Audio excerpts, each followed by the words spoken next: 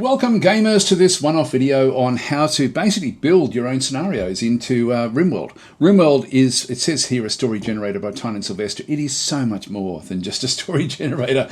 It is it's the most incredible simulator survival type game where you've got like groups of people that may have personal problems. It's sort of like the Sims in space or Sims on a random sort of planet. And it's sort of funny because the story generator, yes, it is a story generator, but it's got incredible procedural generation. I've actually had people that don't play it because they feel that it's scripted stories. The algorithms have got a script inside each algorithm, but it basically randomizes what the algorithm is going to be. So you don't know what you're going to get. It really is very, very different every time you play it, and which I love. It's absolutely fantastic. It's not scripted in the traditional sense of like a role-play game. It certainly has incredible role-play elements because of its story generation, but through procedural generation. So the games that it's probably closest to would be games like Dwarf Fortress, where you've got like an amazing world that is created, that is all based on logic, and then you're then working inside that particular world. Shadow Empire is another one that creates an incredible world system, and then you play inside the world that was then generated, which everything sort of makes sense. RIMWORLD doesn't have the same depth of its planetary generation than the other two because it doesn't need to, but it certainly has incredible depth in the way that it sort of structures things. And another game that actually is similar in the sense that it also has really, really cool algorithms for generating stories is Wildermyth, which is very, very different. That's very different to RIMWORLD or the others, to be honest. They're all really quite different game. I would say that RIMWORLD would be closest to Dwarf Fortress of all of those games, but they're all really good at actually having a structured story that comes from random generation, and RIMWORLD is one of the most exceptional games ever made. Really, it's just such a mind-blowingly good game. Anyway, I don't want to waffle on for too long. Let's just get started. By the way, welcome to my channel. My name is DasTactic. There's links in the description down below to my coffee.com area, my Patreon area. Thank you, by the way, if you are a Patreon supporter, if you support me on coffee.com or any of the other sorts of support. Even if you sort of like and subscribe, that's incredibly helpful for the YouTube algorithm. So thank you guys for your ongoing support. I really do appreciate actually all of that. And I also have like my own shop.dastactic.com store with some merchandise in there as well. So if you do want to support the channel that way, then thank you very, very much. Okay, let's get into it with little things like my DasTactic coffee mug. There we go. So you can sort of see it there. which I've become quite attached to. Actually, I really quite like it. It's just a nice little coffee mug. So anyway, we've got the we're going to be looking at the biotech addition to the game. This is the biggest addition the game's ever had by a long way, and that's from the developers told me that when I was talking to them about what's actually come through. It's massive. They've never had anything where they've added so much content in one go, and it's just brilliant what it actually does add in. You can see there just the first sentence: raise a family, so you've now got babies, so you can sort of like raise families, control mechanoids, so you've got like the different mechs in the game, and also genetically modify humans. Now, for me, the importance is the opposite way around. Genetically modified humans really changes the game, like incredibly changes the game. It allows you to have all sorts of weird and wonderful, almost alien style creatures, like where just genetically, the humans have modified themselves genetically over time into hybrids of different types. You can sort of go back to Neanderthal style cavemen, like xenotypes. You've got pig men, like half pigs. You've got almost alien sort of creatures, like the typical greys, which are sort of like the small little sort of like bald aliens that sort of are very much into without personality types, if you know what I mean. Like it's just amazing what you can do with the xenotypes. So I do want to talk a lot about that aspect of what the game does bring, and also the mechanoids as well. Being able to control the mechanoids also really changes the game dramatically in how you can sort of then play it. You can still play your traditional old RIMWORLD experience, but quite often these genetically modified humans, or let's call them aliens, I guess, they're just completely different in a different sort of gene pool now from humanity. Can be wildly different. to what we've sort of seen before, and you can construct your own as well. Like if we wanted to sort of create like a Wrath of Khan sort of style, super genetically human, superhuman, like, you know, from Star Trek, where they're not dramatically different from humans. They look the same as humans, but, you know, have a different look to it. We can do that. No problem at all. It's very, very easy to do it. I'll go through the ones that the game actually does come with. So let's just go through. I've got a few mods installed. None of these mods are going to, the mods sort of really start from here down to here. These aren't going to change too much. They change a little bit of the look of it, but nothing really in terms of the actual game itself. So let's not worry. I won't bother uninstalling them for this particular video. They won't get in the way of what we're going to be doing here. And we're only really just going to be showing you how you can then sort of start with whatever you want. So let's just go to a new colony. And let's go and create a group like from Wrath of Khan. Let's just that's an example that just came to the top of my head. I was thinking, okay, well, what's a genetically modified human? What do they have? Let's go and do one. Let's go and just go to Crash Landed, which is the standard old sort of start for the game. We'll just go to Scenario Editor. We'll just go into Edit Mode. Now, from the Wrath of Khan, there's not much I can do from in here, so maybe I'll just leave all of these as per what the game actually does have.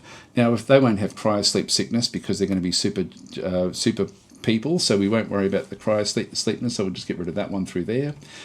Leave everything else the way it is. We'll just go next. And do you want to save? No.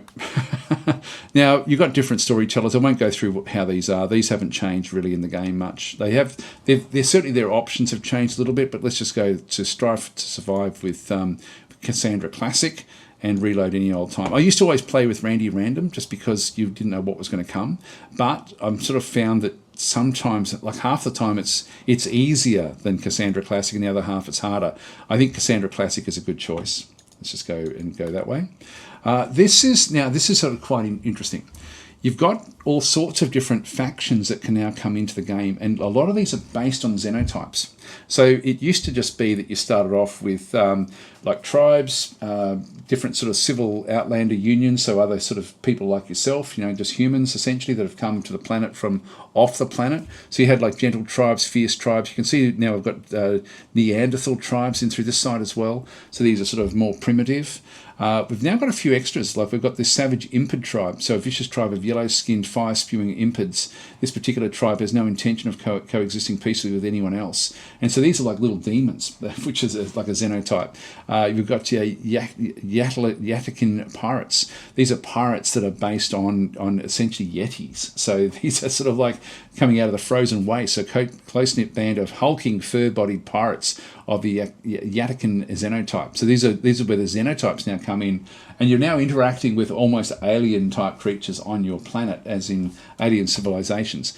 Waster pirates are a loose collection of violent pirate bands made up of primarily of wasters. So these are xenohumans engineered to thrive around toxins and pollution. So almost like a zombie sort of style group, you know, like, or not zombie, but you know what I mean. Like they're very, very different. They've actually adapted to pollution.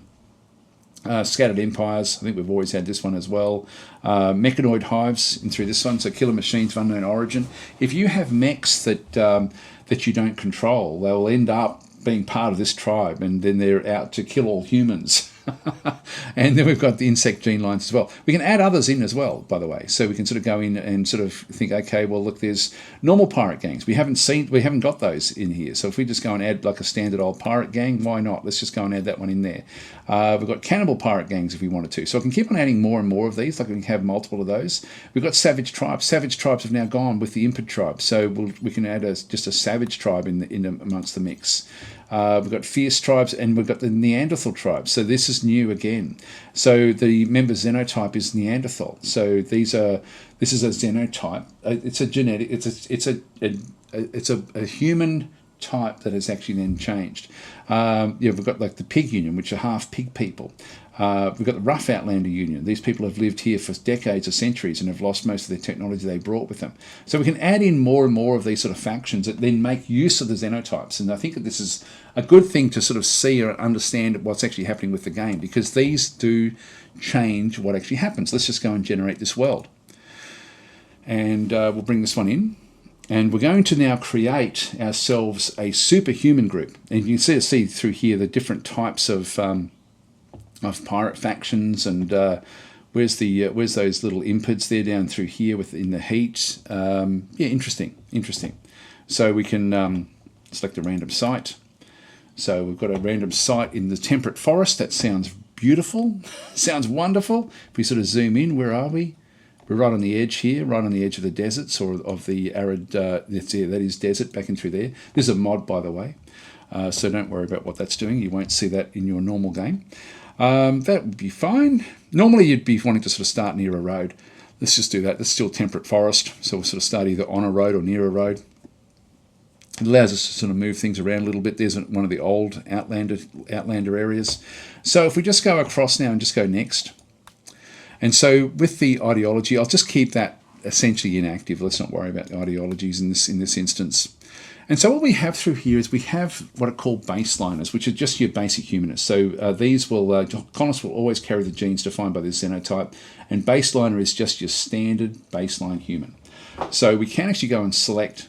Again, we've got dirt moles, which are grey-skinned, adapted to artificial light. Dirt moles thrive in cramped and dark spaces where combat and travel happen over short distances. They are naturals at digging and navigating complex tunnel structures. In the open, they suffer from a sensitivity to light, slow speed, and poor eyesight at distance. So these are these like...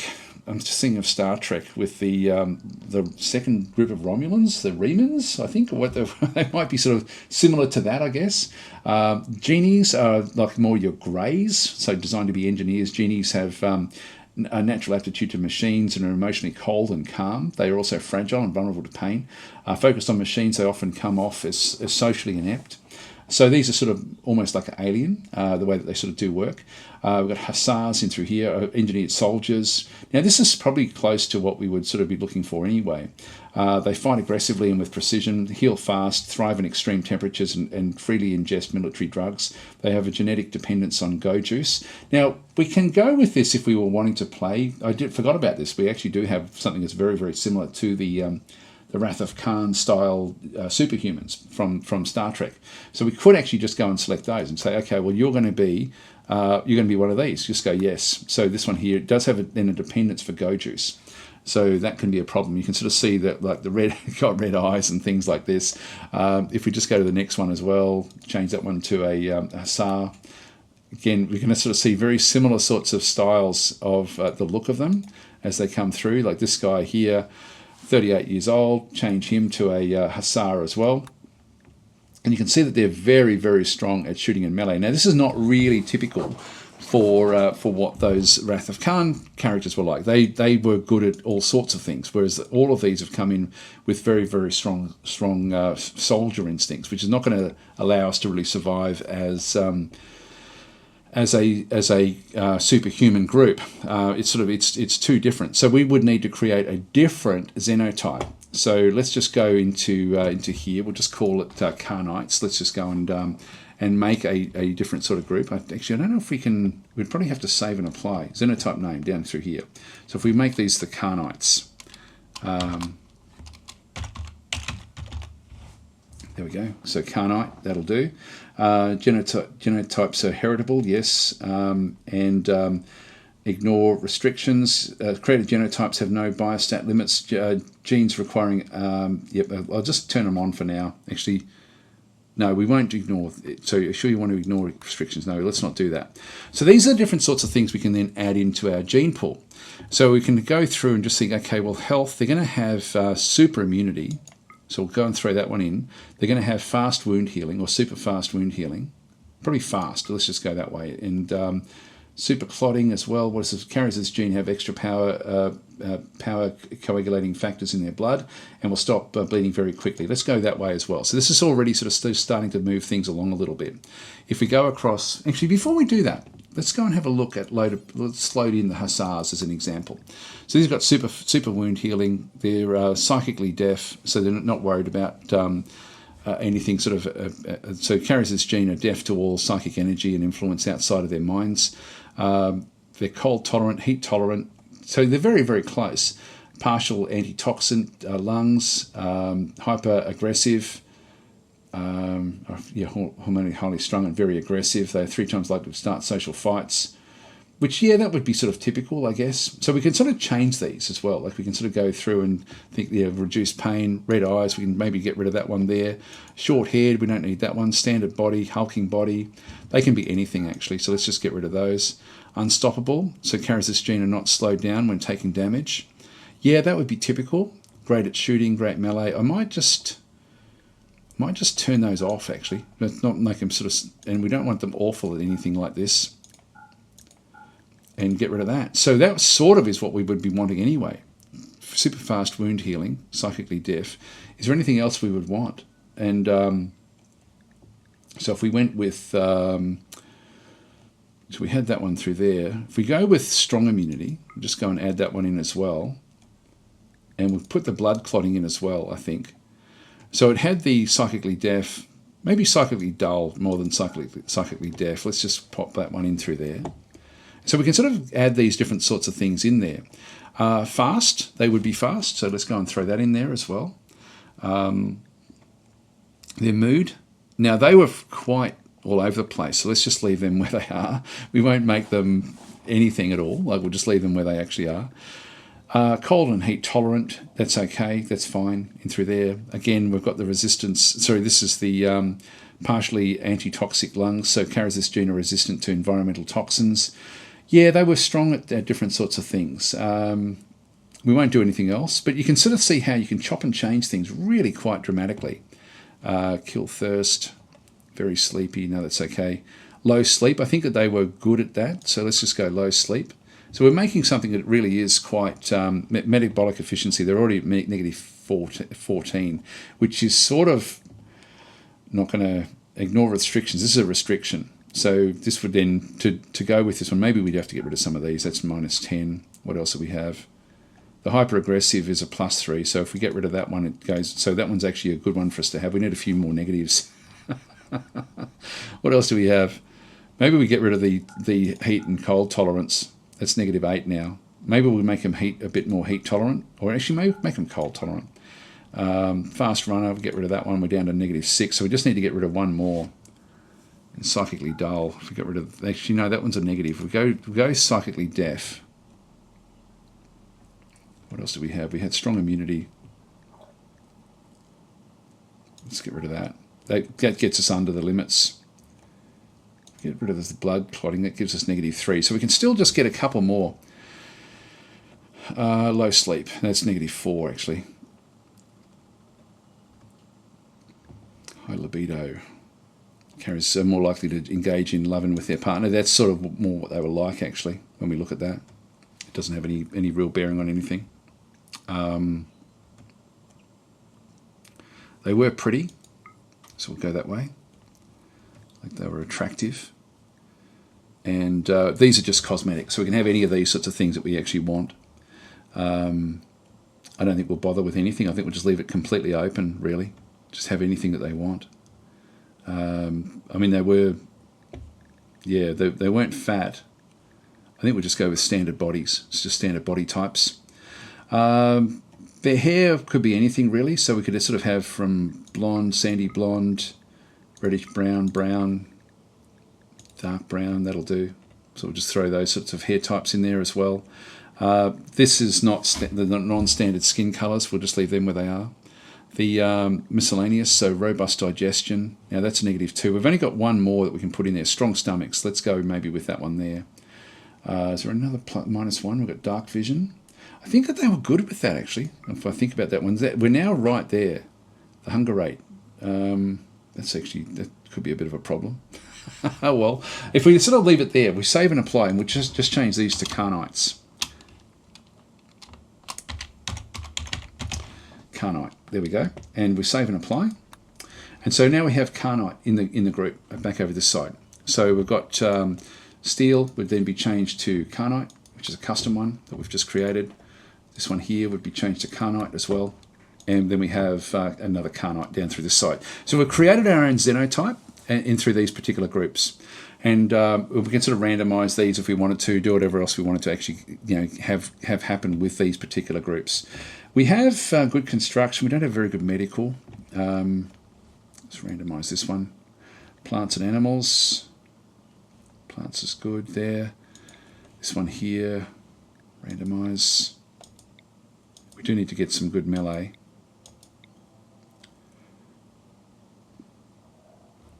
That'll do. Medical before, that's all right. It's Tobias. So we've got sort of different groups in through here. So anyway, that's just one way of creating xenotypes for yourself. So you can sort of then try to find some way of actually then getting what you want. If we just go and get started, it'll then generate the map and then bring our superhumans in. So that's a simple way to sort of then have a look at and see what's going on. Now, if we, it'll then bring that in, and we now have our carnites, our 3 different carnites that have actually come in. It's funny, we've got sort of like the same sort of hairstyle in through here, which is unusual, but anyway, that's fine. And so we've got this. They're always going to have like a standard body type. They were. That's pretty much what the Wrath of Khan characters actually had. So that is how we would then sort of get started with these sort of guys. And so these are superhumans. They do eat a lot, but it would be an interesting start. So this would be one way you could sort of start with a superhuman group. Now you can have a mix of different people as well. You could have like 1 or 2 of them as your superhumans, and then something else. You can have a mix of pig people and hussars or whatever else you actually want through there. Now, one thing, if you are going to go back, if we just quit out of this one and just go and confirm, and just go to new colony, start with crash landed, and if I go to the scenario editor, it will remember what it was before. Actually, no, cry, sleep, sickness is back in there. Okay, that's cool. So it is actually back there. I thought it didn't remember that when we sort of got started with other things. If we then go and have a look, let's go and now it's already 20 minutes in, but I just wanted to sort of show you how you can manipulate the gene types to suit your own sort of starts, which I think is interesting. It's almost like you are creating like a different species of human in that sort of sense.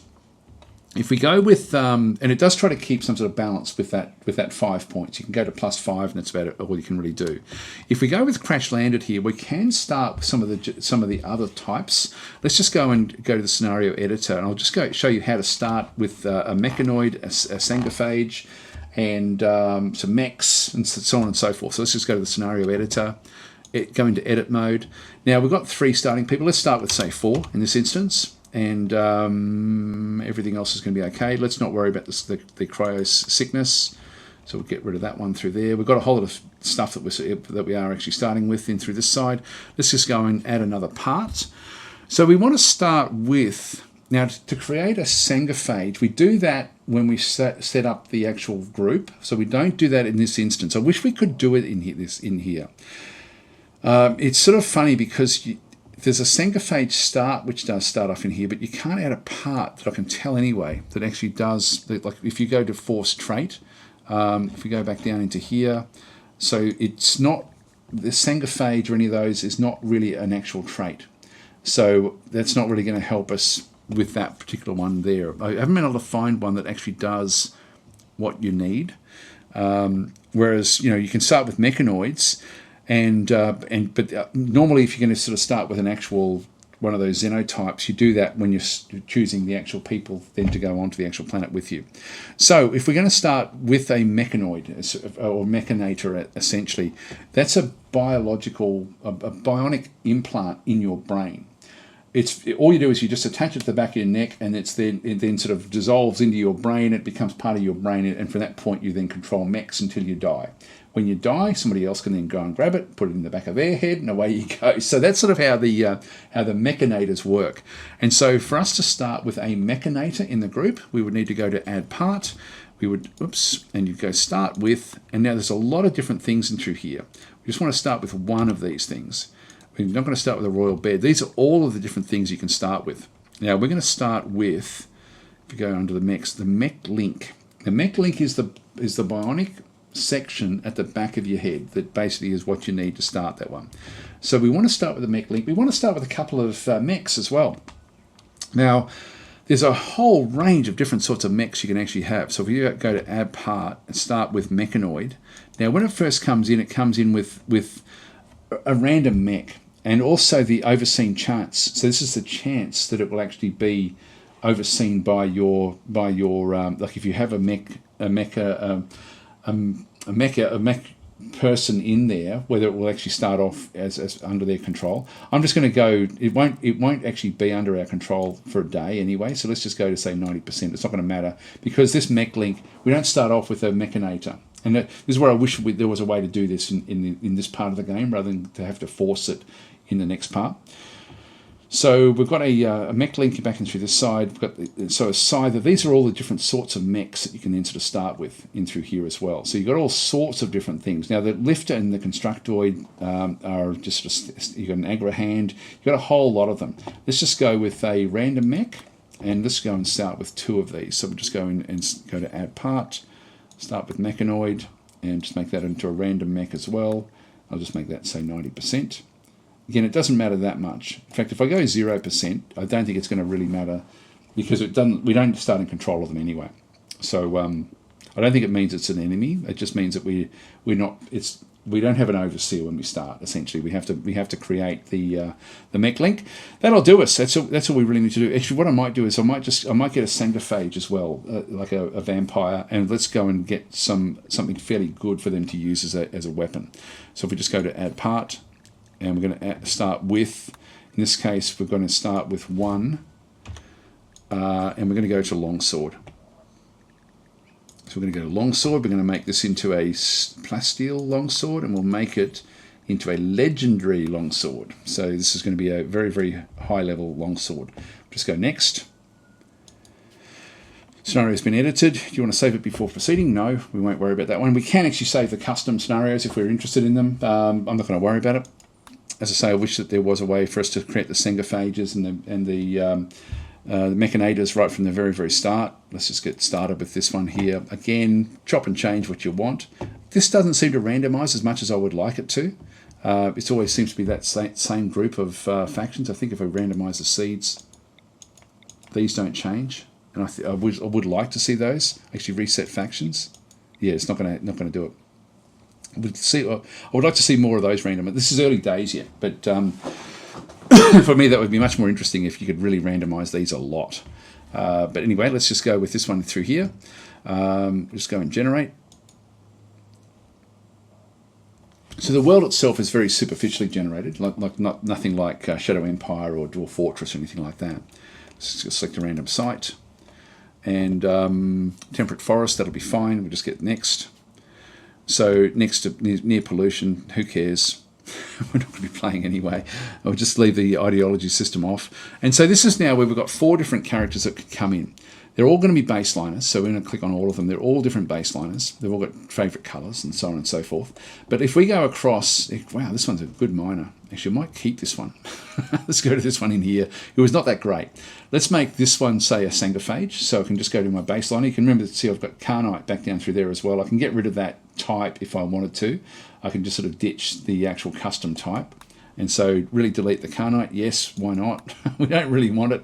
And so we'll change this one to a sangophage. It will then randomize what's actually happened through here. So strong melee, strong mining is going to be okay. That will be all right.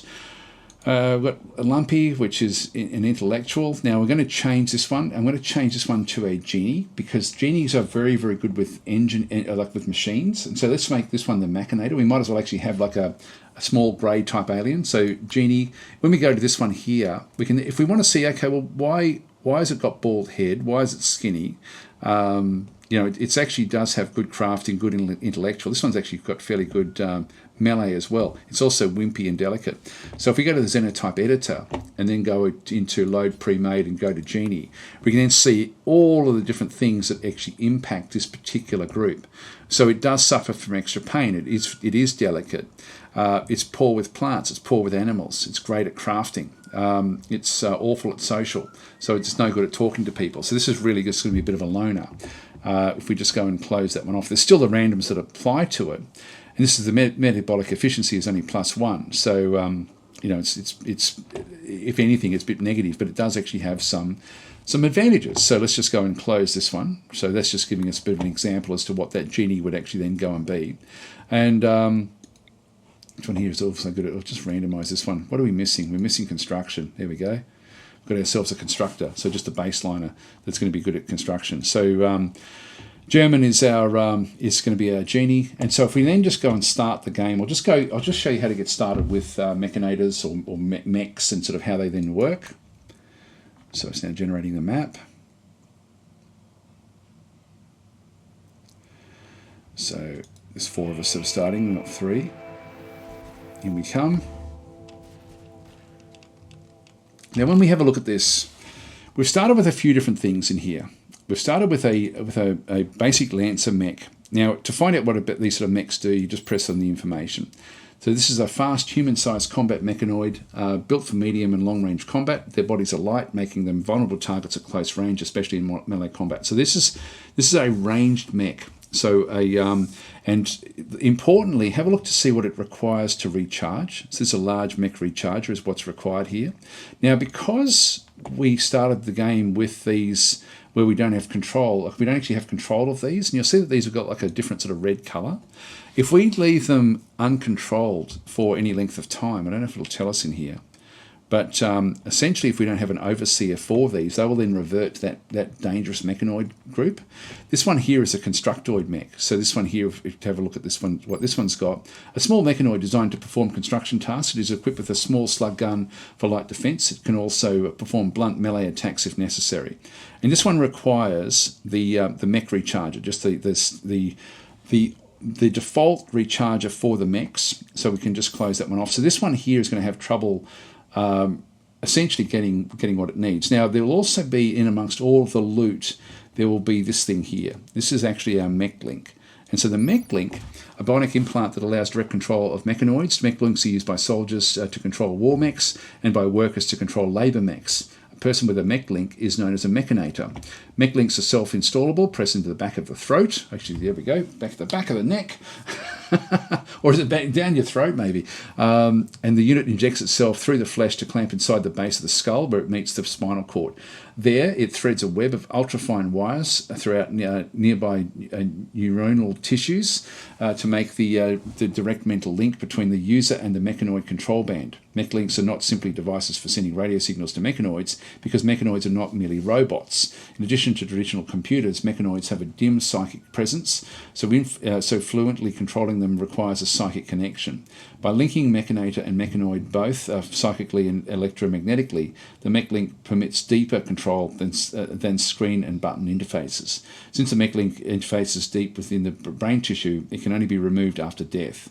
So note, a Mechanator must be capable of smithing work to gestate mechanoids. So to create new mechanoids, we have to then sort of do that one there. So view mech link, if we go and have a look at that one through there, we can sort of then just sort of see what this one does. So it's got a bandwidth of +6, and it can have 2 different control groups. So what we can do, and I'll just talk about how all those things work. So we're going to get German. We're going to tell German to come back down and install the mech link.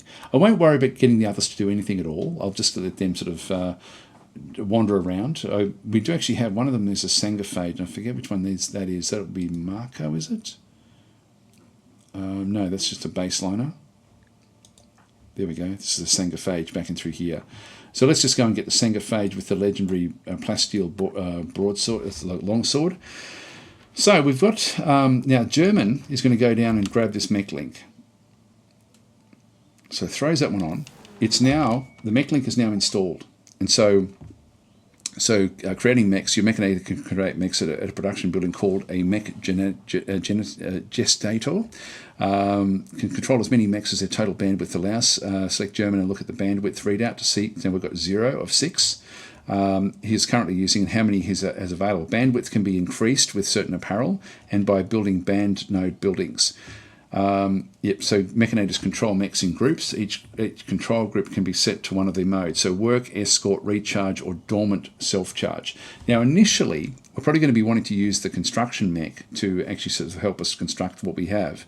So let's just go across and just close that one off as an example. So we can now go and say, okay, well, you need to get control of this guy. So if you just right click on this one and say take control of Constructoid 1, we're now telling German to go up and do this one. Now this is just a rogue mech at this stage, and this one is as well. So we'll get this one under control, and we'll then see the bandwidth will go up by 1. Now it hasn't gone up by 1 because of this. What's actually happened is when you have a mech link, you do get a free mechanoid that does come in. So transport pods and have arrived with a lifter. And so, and this one is automatically connected to German. So we've now got one aside from this one. And this one is already attached to German. And so this is now in group number 1. So this one actually starts off with us. Now that one has also, if we go back to German again, you can see we've now got 2 of 6. We've now got this one under our control as well. And they're both in group number 1. If we now go across to this mech over this side, we need to take control of that mech as well. And we need to do this within the first day, otherwise they will go and join the rogue group. And I haven't given them instructions as to what to do here. I thought I'd just go through how to sort of set these things up. I'll go through the recharging as well with the actual mechs, just so you get a bit of a feel for it. And so now we actually have, this one is now also joined group number 1. Group number 1 has been set to do work. Now we can have them as work, so works autonomously according to mechanoid types, automatically goes to recharges and recharge when needed. Escort is basically stay near the Mechanator and fight nearby enemies, follow the Mechanator even off the map. So this is where you can sort of have like groups that then come with you on raids, etc. Or the other ones, so we've got recharge, so go to recharges and recharge, even if already well charged.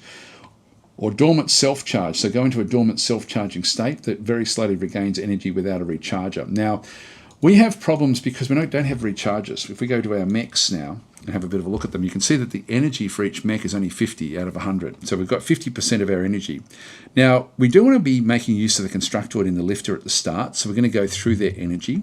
The Lancer is actually a bigger mech. If we go and have a look at the Lancer as what we saw there before, its recharger needs a large mech recharger.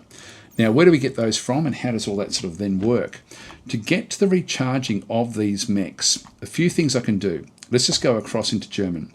And in fact, what we can do is just go to our mechs. This is probably the easiest way to do it. We can have 2 different groups assigned to German. So let's go to Lancer 1 and we'll go to control group and we'll actually assign to control group number 2, which we haven't set up yet. By doing that, we then actually have 2 different control groups. When we go back to German now, we have group number 1, which has got our workers, and that's fine for them to be working. But with group number 2, we might as well just wait until we've actually got a combat that's required. So let's just go into group number 2 and tell that we can't recharge. There's nowhere for it to recharge. If I tell it to recharge, it will just go into dormant self-charge anyway. So I can just say, okay, look, just go into the, so go to recharge and recharge even if well charged. If I go and do that, it will then just fall over. And so it now falls over and it is in a recharge mode. It's just going to sit there and do that. But I can just tell it to go into dormant self-charge, which is the same thing in this instance. And so that's not going to use up any energy, and it's very slowly going to build up its energy. Now, to get the other mechs recharged when it's required, what we need to do is we need to actually then go and do research. And so if we go and into the research tabs, the thing that we need here is we would need to then go into basic mech tech. And if we click on that one through there, we can then see that we actually do have a mech recharger.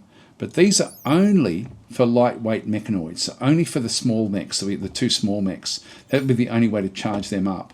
To get to the large mech recharger, we'd need to go into these sorts of areas that are a bit more detailed back over this other side.